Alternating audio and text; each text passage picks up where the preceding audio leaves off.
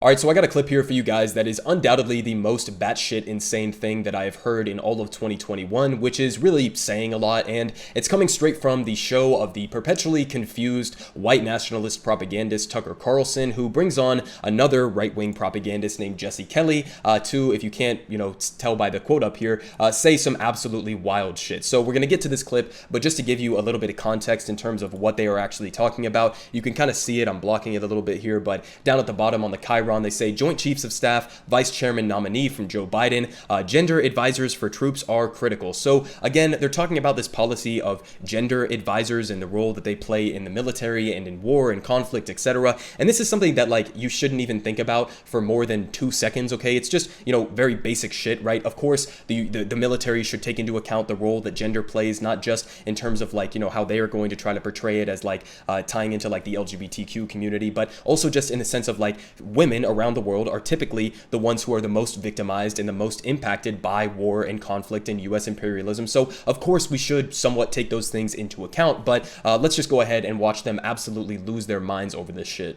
Jesse, really simple.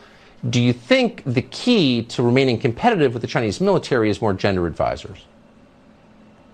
Oh, there's no question, Tucker. I mean, China right now and Russia, they're both testing hypersonic missiles that can turn New York City to ash. Russia is actually developing and has developed satellites that can push our satellites out of orbit and completely cripple our military. Our military, though, they're focused on the important things. We want to focus on climate change, and we definitely have to make sure there are enough tampons in the restrooms at the Pentagon.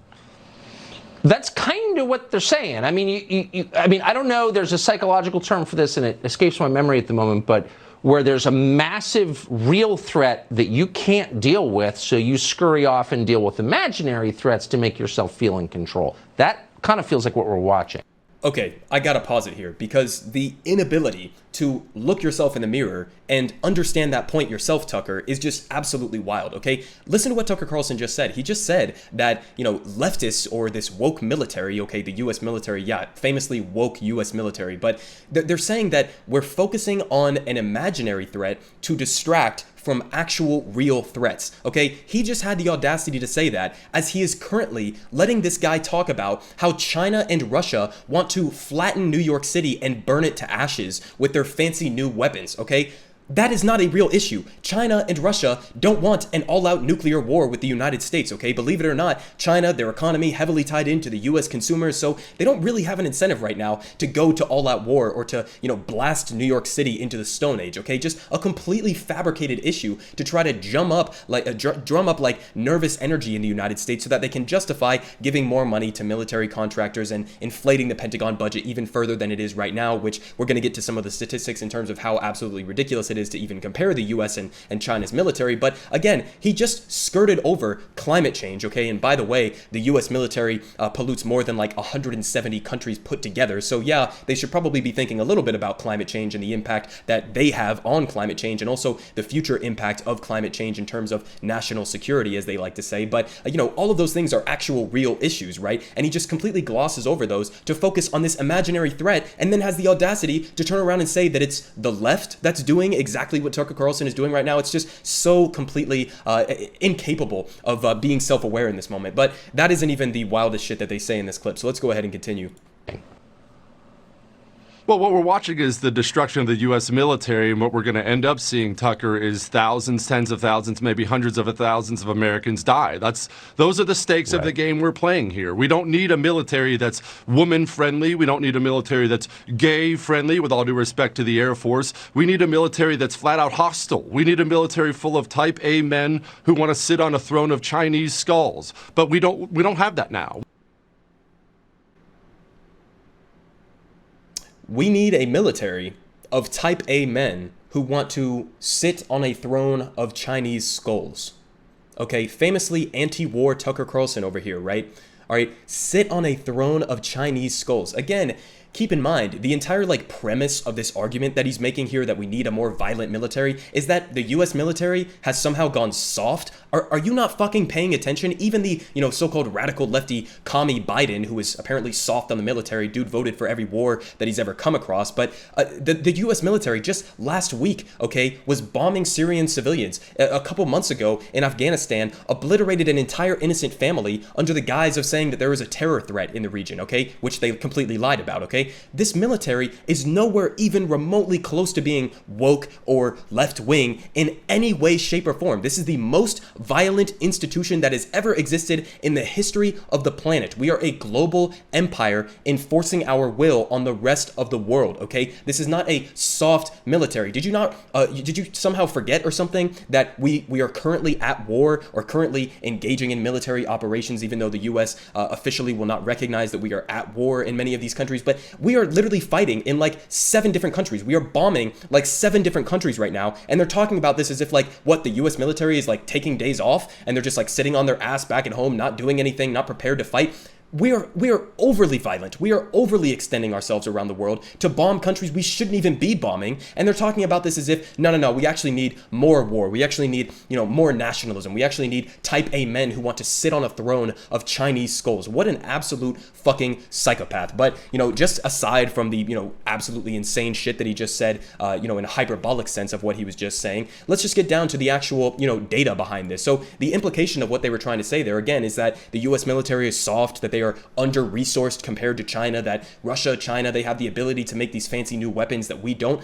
Look at the fucking budget, okay? US defense spending compared to other countries. You see here, the US, $778 billion, and that is as much as all of these other countries put together, including Russia and China, okay? Even Russia and China's military budgets put together wouldn't even amount to half of our military budget. So if they can make those weapons, those fancy new missiles, with the money and the resources that they are putting towards their military, I'm sorry, what the fuck are you doing with this budget? All right, how is this not enough to, keep up competitively with the Chinese military? It's absolutely insane. But listen, okay, the US military is it is very irresponsible, I guess you could say, with their money. In fact, the US Pentagon has never passed an audit. So not only are we throwing more money than all of these other countries combined into our military, spending it basically on handouts to defense contractors, but they won't even tell us where this money is going, okay? And you're talking about this as if they need more money, they need more resources. For what? For what specifically, okay? Those missiles, again, how can you not do that with this budget? That points a lot more to the incompetence of the existing US military than some sort of a radical shift leftward, or that they've gone soft or something, okay?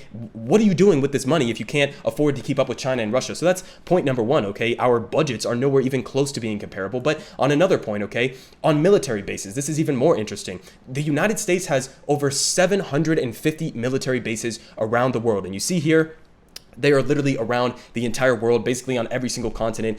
We have some in Canada, Peru, Australia, Japan, South Korea, pretty much surrounding China, if you notice that. But Italy, Turkey, Kuwait, Saudi Arabia, Spain, UK, Germany, etc., right? 750 military bases around the world. You want to know how many China has or Russia has? I've seen estimates that vary, but they vary very, small and minuscule compared to the United States. I've seen estimates everywhere in terms of China from 1 to 3 to maybe even up to 10 foreign military bases around the world. And for Russia, it's a little bit more. They have between 20 to 30 military bases around the world. So even again, Russia's and China's military bases put together are not even a tiny fraction of the empire that we have stationed around the world. So again, not even comparable, completely ridiculous to suggest that we are anywhere close to falling behind them militarily. If anything, we could slash our military budget in half and still be putting more resources and funding than both of those countries put together. So just absolute nonsense. And not only do we have more military bases than them, but as I was just saying, the United States is literally encircling China with our military bases and with our military presence that we have in the region. So let's just get really specific. These are in fact new military bases that the United States is planning on putting around China. So you see here, that's China right there, okay? And here are our military bases. It almost looks like the United States might be the aggressor in this situation, okay? Completely the opposite of what Jesse Kelly and what Tucker Carlson are trying to get you to believe, that somehow China is trying to come attack the United United States, this would be the equivalent to China or Russia forming a military alliance or putting military bases in Mexico, okay? Do you think we would ever let them do that? We would already be at war with them if they tried to do that. And yet, they're not declaring war on us for doing pretty much that exact same thing to them. So who's showing more restraint here? Who is the actual aggressor in this circumstance, okay? It is very clearly the United States of America. And listen, I'm not saying this to be like, pro-Russia or pro-China. I'm not a big fan of their governments, okay? I think they're incredibly authoritarian in many aspects, etc., etc. But that's not the point here, okay? The point is this, famously anti-war Tucker Carlson, as some people for some reason still like to imply, he's coming out here, bringing a guy on his show, nodding and agreeing with him, saying that we need a more violent military, that we need a more resourced and an increased funded Pentagon budget, etc., that we need type A men who want to sit on a throne of Chinese skulls. He is pushing and advocating, doing agitated propaganda for World War III, basically, okay? Let's not mince words or dance around this. You're not going to have a small-scale war with Russia or China. What they are advocating for is World War III, is planetary destruction, is nuclear annihilation of the United States, China, and the rest of the world. That is what they are arguing for here, okay? So absolute psychopath shit, not just in the rhetoric that he's choosing to use, but also in the fact that they're just completely wrong about their framing of all of this, as if the US military doesn't have the resources or the funding or the ability to keep up with China and Russia. If anything, we should be tampering back our military presence around the world. We should be tampering back our military funding and maybe putting it towards something like, I don't know, investing domestically here in the American people, as we have all of these politicians coming out and telling us that inflation is too rampant, the national debt, etc. We just can't afford to give people healthcare. We can't afford to give them free education, etc. Maybe we should shift resources away from those military budgets instead of trying to advocate for basically World War III.